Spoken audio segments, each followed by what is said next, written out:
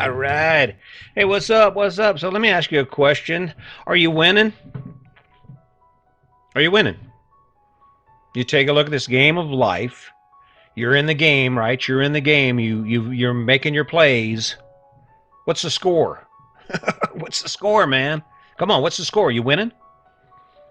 I don't know. I look around. I don't see a lot of winning going on. In fact, it's funny. I go out every day and I walk, and the last few days it's been beautiful outside. And there's all these houses, and these people own these houses, right? And there's no movement.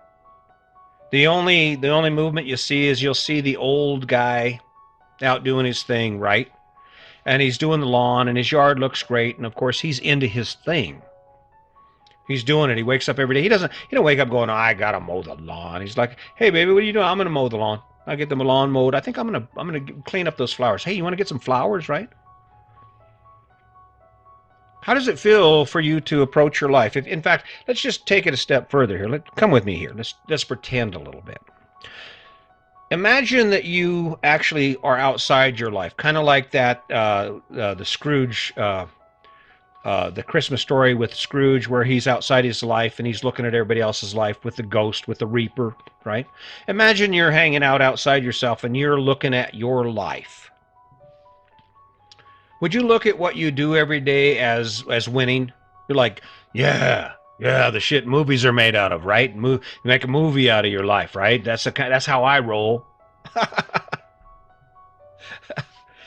You might think you are. That's what most people say. Oh no, life's good. I'm happy. I got everything I need. According to who?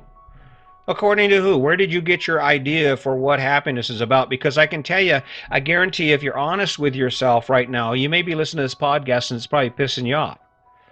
But don't get mad at me if I'm calling you out on this, because the reality is you're not fishing. It's okay to work your ass off. You got a job, you're working your ass off. That's an asset. That is a tool. That's a requirement. That's the struggle you face in order for you to fund your life. But what are you doing with that? What is that sacrifice giving you access to?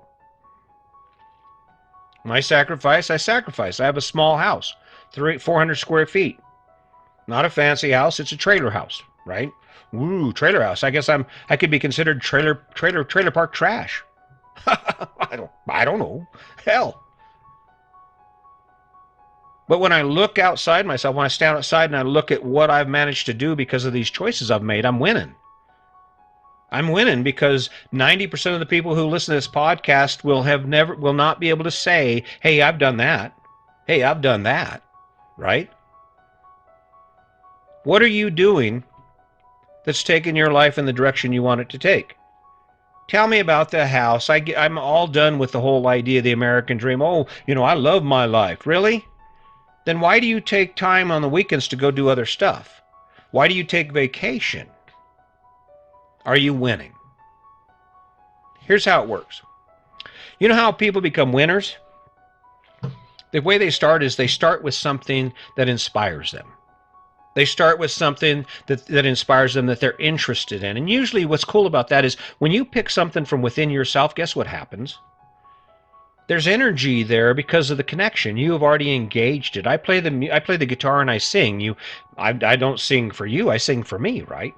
I'm out on the patio and my wife comes out and she'll give me a hard time. And she'll go, oh my God, people can hear you. I said, yes. And I sound great. She goes, what makes you say that? I said, me.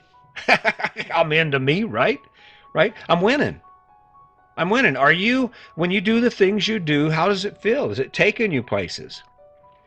Now, if you followed the standard choices like we all do, because we were trained by our parents to do that, and we're training our kids, it's okay to be in debt. This is how you do it.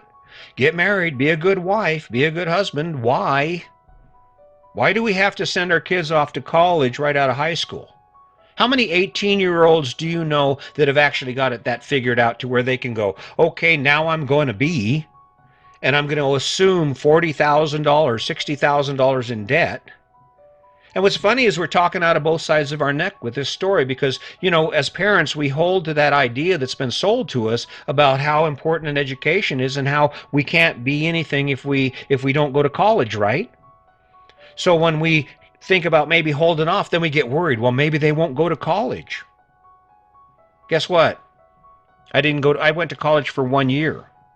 1 year, and it was after I got my GED, and it was after I had been married. I had my third child on the way when I went to college.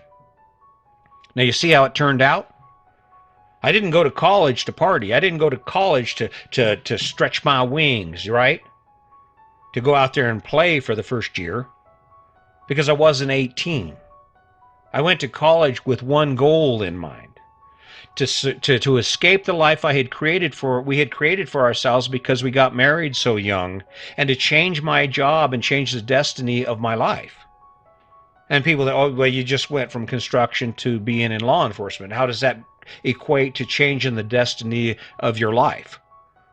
Had I not made that decision, guess what? I wouldn't be where I am right now. I wouldn't be retired. 59 years old, retired. I don't have to do another thing if I don't want to. Never have to take another job because guess what? I'm out of debt. I don't know. I think from the way I stand, it makes me a winner. And when you think about your life and back to those kids, so what? I'm a high school dropout, and it's not about the path that's been set for you. It's about picking a path that works for you. You want to win at anything, the first thing you need to do is have the inspiration to go after it, to face those hurdles, right? My youngest is in her last year of residency. She's going to be a doctor, or she is a doctor. How do you do that? Well, you find inspiration in where you're at. You face those challenges, and you don't spend your time in struggle, right? My challenge is I'm going to go to the CrossFit gym this afternoon, and I'm going to do my best to beat everyone in there. You know why? Because I'm the shit.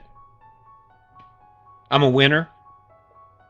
And what I do is I slow walk it. I don't know if you've noticed. I mean, I sit and I think about this, and I tend to shy away from talking about me, but the reality is I shouldn't be here right now. I'm not supposed to be here. At 18, 19 years old, I was doing things that would have put me in prison. And by the time I was 29, I was working as a deputy sheriff. And by the time I was 32, I was working as a federal employee, working in a federal prison. How do you do that? With a winning attitude, with choices that are driven by your own personal wants, by what drives you forward, by goals that you create in your mind. What big dream do you have cooking? That's the other thing that just... When we talk about life, it's like we get the house, the car, the kids, the debt, and then we stop. 35 years old, don't have to be sexy anymore because you got everything you need, right? Don't have to flirt with your partner anymore. You don't have to work any harder than you. It's okay if you put a little weight on. That's what happens. Look at your aunts and uncles. Look at your mom and dad. It's okay. Nobody gets out of this alive, right? So just settle in and drink your beer. Really? Living your best life requires you to accept the simple fact that you're never done. And that no matter where you are, there's someplace else to go. Because I'm speaking from experience when I say that it never ends. And the amazing that we have today, this story right here today, is just going to be average in a year. I don't know, I'm all big in my britches about 365, right? Give me 6 months. I bet you won't hear 365 again. I won't even talk about it because I'll be so into something else, the next step. There'll be something else going on in my life. I got these ideas in my head about how this podcast should go. I thought about breaking it up into like segments that people would be interested in, like the news and then like relationships. I don't know where it's going, but it's not done, right? I'm a winner. If you want to win, the way you win is you engage in activities that inspire you, that put fuel in your tank. Forget about what the world thinks. I don't give two shits what anybody thinks about this podcast. Because show me your podcast. Show me what you've done in the last 6 months or in the last year since COVID hit, right? A year ago. This is my game. I'm playing it, right? Because it's my game. I'm playing it the way it works for me, right? People say, what are you doing going to the CrossFit gym at 59? I'm going to the CrossFit gym at 59, so at 79, I can go to the CrossFit gym. Right? Are you winning? Are you winning? Is there something that's going on in your life today that you are excited about? Is there something going on in your life today that you're kind of nervous about, you're kind of afraid of, you're thinking, "Oh man," but there's a part of you that you just can't let it go. You're going to do it again, and maybe you're going to suck at it, maybe you're going to fail miserably at it, but you just can't let it go. That's where the win comes in. That's where the wind comes in. I used to criticize people because they would be driving hard for money. I know someone in my life, he's all about money and fancy things. And I used to say, I don't understand that. And there's a part of me that I don't understand because there's a balance thing there. Life is about tasting as many things as you can from the menu before you die, right? So that one-sided, narrow-minded attitude, while it's necessary for amazing goals, there's a point when you break away from it to add other things to your life, to experience other things. Because the saddest moment in my life is going to be when I'm facing my final days and I realize that because I didn't try it, I've discovered something that is even more amazing than what I've already done. I don't want to miss out. I'm sorry. Don't want to miss out.